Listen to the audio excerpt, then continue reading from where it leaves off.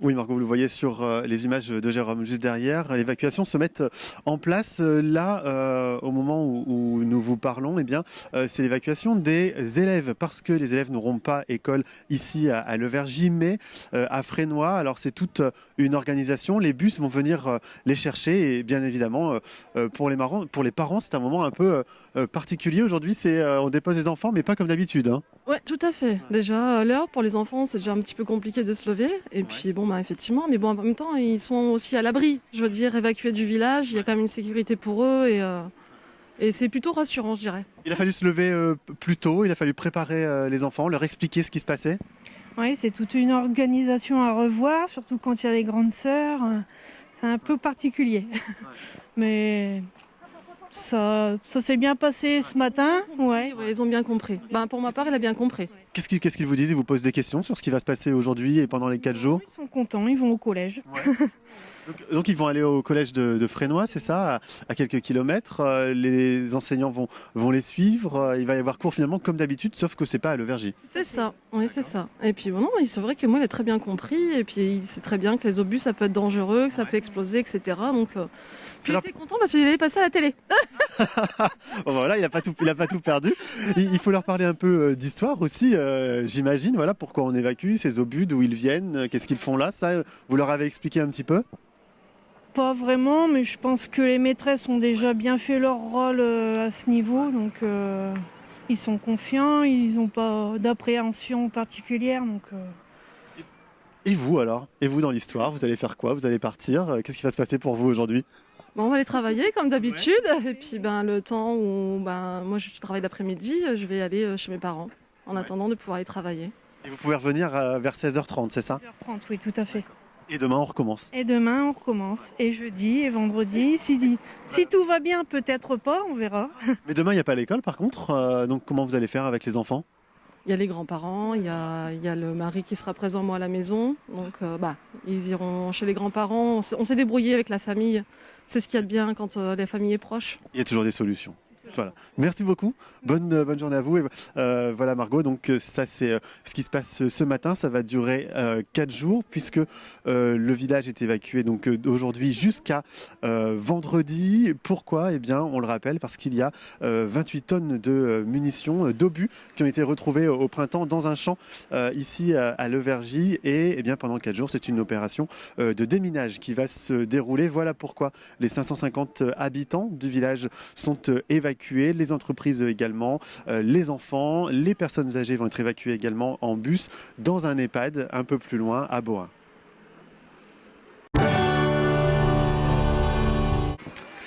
Oui Margot, ça y est, c'est donc le départ pour ces élèves. Monsieur le maire, c'est un peu le branle-bas de combat ce matin ici à Levergy. On voit pas ça tous les jours, hein. Non, c'est un peu l'évacuation comme pendant la guerre 39-40.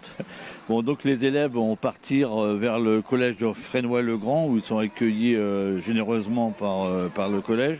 Donc c'est 98 élèves qui s'en vont avec les 2 autocars en fonction de leur classe et leur âge.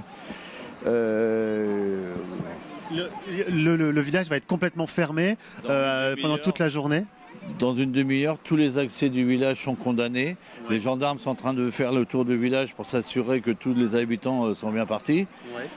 Les accès là vont être aussi condamnés sur les 5 routes qui mènent au village avec des barrières et des barrages de police. Et 3 drones vont surveiller le village en permanence pour éviter les cambriolages. Donc les habitants vont pouvoir revenir dès 16h30 dans le village et demain matin, on recommence. Exactement, demain on recommence la même chose et puis jeudi aussi, on espère que ça sera terminé vendredi. Il y a les personnes âgées également qui ne peuvent pas rester chez elles. Elles aussi sont évacuées.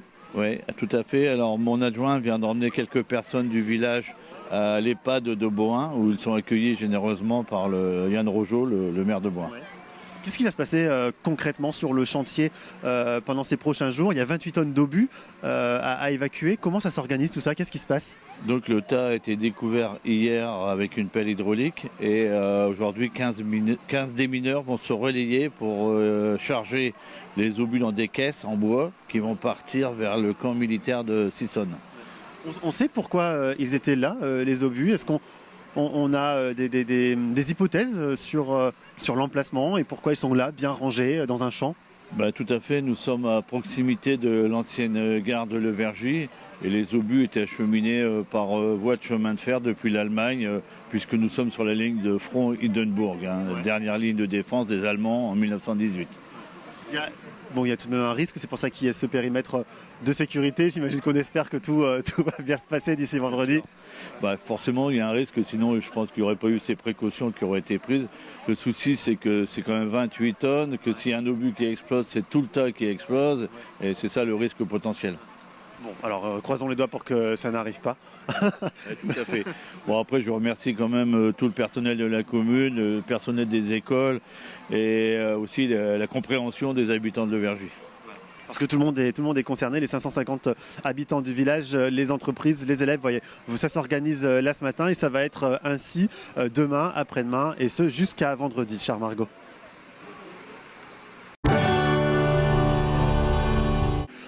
Oui Margot, ce sont 28 tonnes d'obus datant de la Première Guerre mondiale, des obus allemands qui ont été découverts au printemps dernier, ici dans un champ à Levergy. Dans ces 28 tonnes, il y a 3 tonnes de matière explosive. Voilà pourquoi un périmètre de 840 mètres a été délimité autour de ce chantier. Alors un chantier hors norme qui nécessite la présence de beaucoup de monde, des pompiers, des gendarmes, 18 démineurs venus de toute la France, la sécurité civile et bien évidemment tout ça sous la coordination de la préfecture. Alors l'évacuation a débuté dès ce matin, dès 7 h. Les habitants ont commencé à quitter le village ici à Levergy. Les 98 élèves de l'école ont été emmenés en bus dans un collège de Fresnoy-le-Grand. Les personnes âgées ont elles été évacuées vers un EHPAD de Bohain en Vermandois.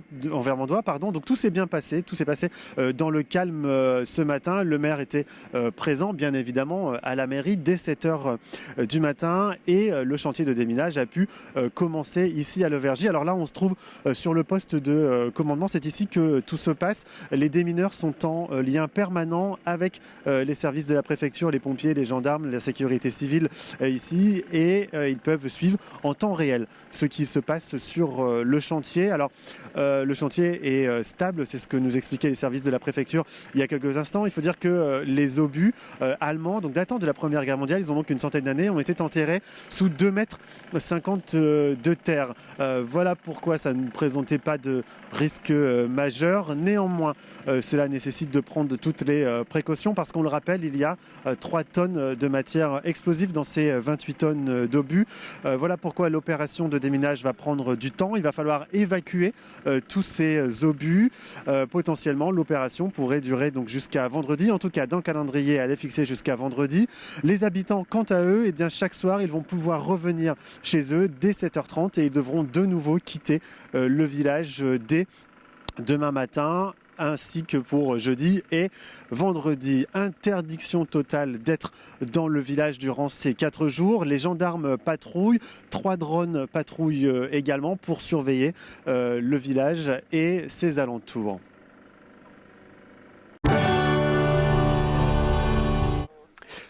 Oui Margot, effectivement, ça y est, nous sommes sur le chantier de déminage, on est au plus proche des obus. Expliquez-nous concrètement, là, votre travail de démineur, concrètement, ça consiste en quoi ?